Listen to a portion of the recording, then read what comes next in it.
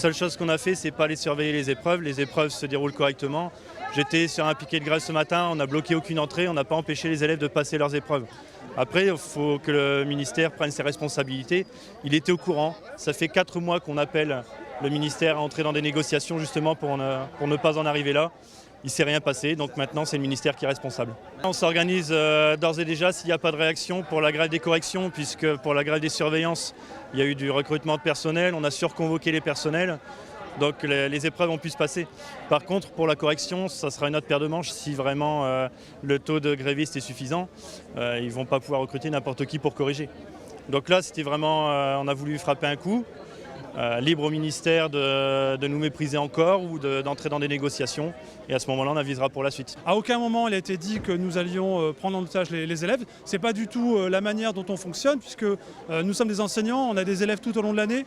L'idée, c'est vraiment d'utiliser cette date symbolique du premier jour du bac pour montrer notre opposition. Et simplement cela. À aucun moment, on a dit qu'il fallait perturber surtout pas les épreuves. Le problème, c'est qu'on a un ministre qui ne veut pas entendre. Et donc, qui a pris la responsabilité d'éventuels dysfonctionnements.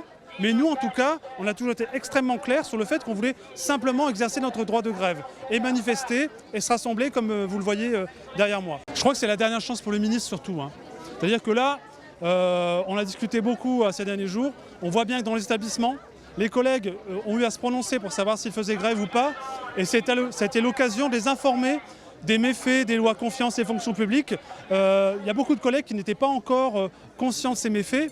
Nous, on pense que la contestation et l'opposition, elles s'enracinent en ce moment et que le ministre devra, dans les prochains mois, en tenir compte. Il y a quelque chose qui est en train de se passer dans le monde enseignant aujourd'hui.